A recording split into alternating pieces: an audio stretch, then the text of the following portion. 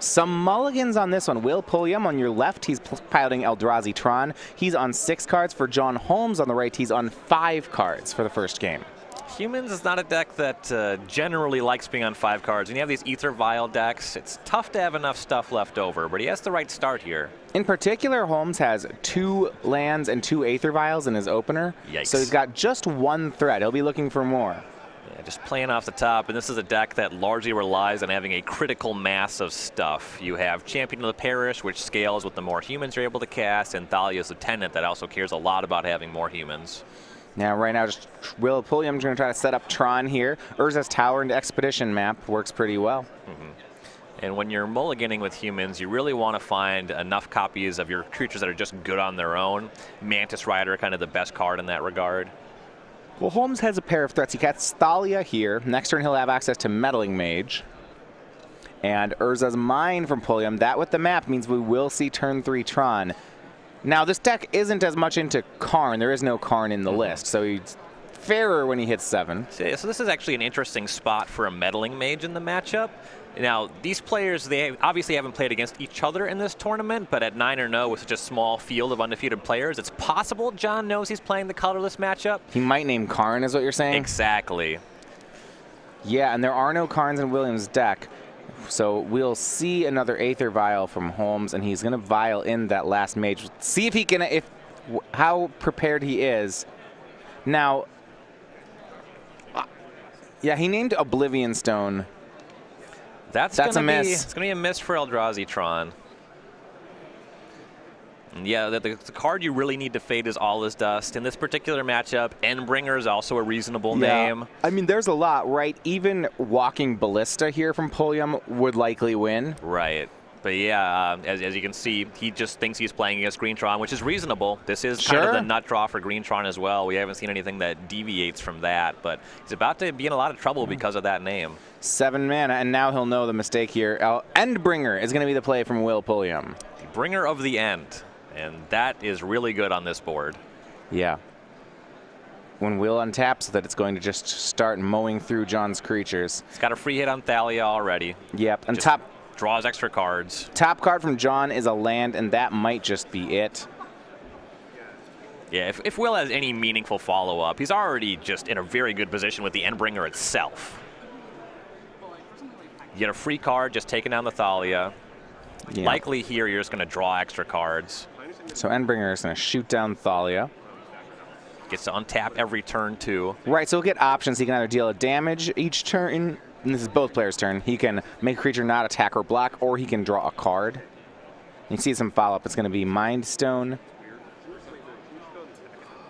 I believe a Reality Smasher is available. Sure. Yeah, and I think that's what he's going for. Just wants to decide how to tap up to 5. Would like to use Eldrazi Temple if possible. He's going to actually crack Mind Stone. That makes sense. So he has 1 mana floating. He can still make the Smasher this turn. That's what he's going to do. We're making an Endbringer. Okay, that's not bad. And that's going to be good enough also. Yeah, 2 Endbringers, that certainly ought to seal the game. So we're going into game 2 here.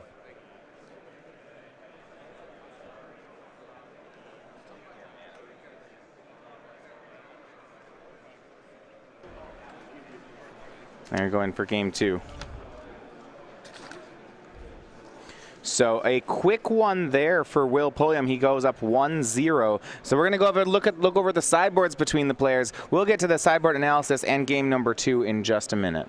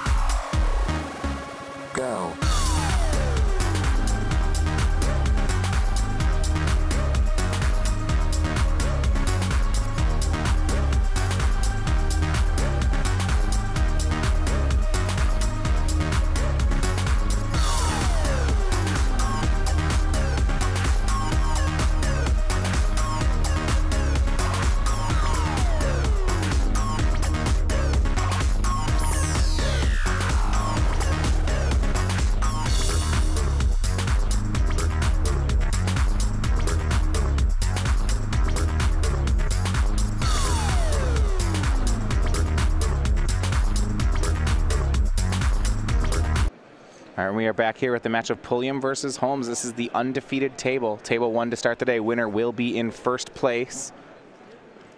And it was Willem Pulliam on Eldrazi taking advantage of that mulligan from John Holmes, and with turn 3 Tron made short work of the human army. Look at John Holmes' sideboard, see if he has some options against larger creatures. Auriok Champion, Gutshot, Grafdigger's Cage, Is It Staticaster, Kataki, Sin Collector, Dismember, Selfless Spirit, and Zathrid Necromancer. There's not that much that I think can help him here. No, most of this is going to be pretty poor in the matchup. Pretty much just looking at that one copy of Dismember. Yeah, and that'll be pretty strong as any of the Eldrazi. A lot of times, are there cards you'd see out of humans to fight this matchup?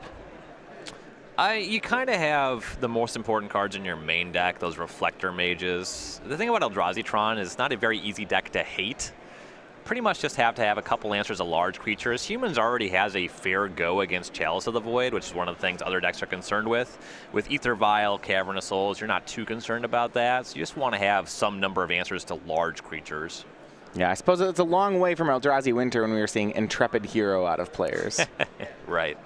On Will Pulliam's side, 3 Relic of Progenitus, 2 Gutshot of his own, 2 Grafdigger's Cage, 2 Pithing Needle, 2 Hangerback Walker, 2 Ratchet Bomb, a Basilisk Collar, and a Spatial Contortion. I actually like how much he can improve. Yeah, there's a good amount of cards to consider here. Gutshot is certainly fine in the matchup. It hits a lot of the early humans, so it's not exceptional. The Ratchet Bomb is nice. That can clean up a lot of things there.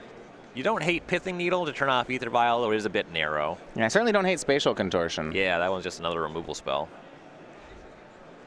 Holmes will be on the play here. Looks like he has mulliganed and his scries to the bottom. And we'll go Horizon Canopy, the 1 land here from Holmes. And it'll be into Noble Hierarch. Yeah, that's a good start. You can accelerate the mana. Looks like a Thalia's Lieutenant's in the hand as well. A couple more humans, and you can really get some damage output on the table. Now, Expedition map off Urza's Mind for Pulliam. We should watch whether or not how fast he can make Tron. It does look like he has a copy of All Is Dust in the opening hand. Yikes. That's really going to be the hardest card for John to beat. He'll want to get a Meddling Mage on that one quickly. Yeah, 3 mana is going to be Mantis Rider from Holmes. That'll attack in for 4 thanks to the Exalted Trigger from Noble Hierarch. So a good start from John Holmes puts Pulliam down to 16. And this actually, I think, has a lot of pressure on Pulliam to make Tron on turn 3. If it happens on turn 4, I don't know if it's fast enough. Right, it could be too late. Also, every draw step you give John is another crack at Meddling Mage, which can turn that off. Yeah, and he makes Cavern of Souls here. That means at the earliest, you see him with Expedition map, he'll have Tron on turn 4. See if Holmes can capitalize. And if he's just spending the time cracking maps in between, he's not doing anything to stem the bleeding. Yeah, he'll have to just naturally draw some lands. He does have cards in his hand that have play, but they are all slow. We see 2 copies of Walking Ballista and a Ratchet Bomb, both all in his hand. I want to say there's a Dismember hovering. That one's actually pretty good. That's huge if it's there. Here's Thalia's Lieutenant from Holmes, and we'll get to check on Dismember this turn. If he has it, there's no way he's going through the turn without casting it. Yeah, you got to tag that Mantis Rider. You'll wait for attacks because of the Exalted Trigger on the Noble Hierarch. And there you go. It's going to be a Dismember on Mantis Rider. You actually, I guess if Holmes doesn't have a follow-up play, he may have left a point of damage on the board there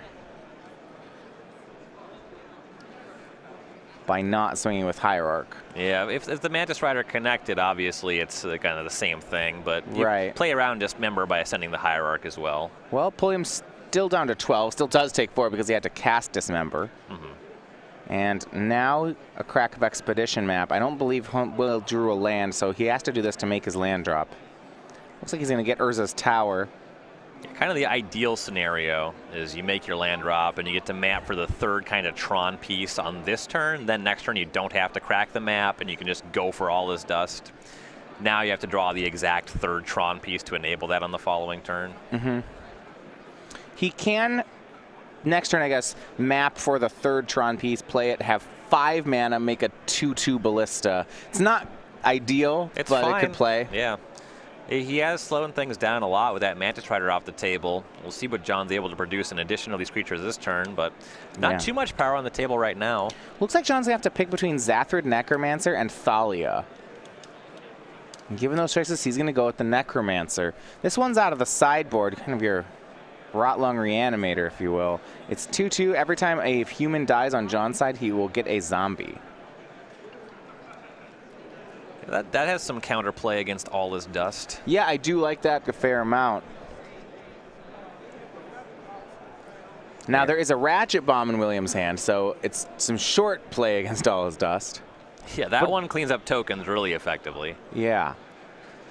The question is how quickly much Will can actually cast that All Is Dust. What his life total is going to be. Is he going to be able to All Is Dust and Ratchet Bomb next turn?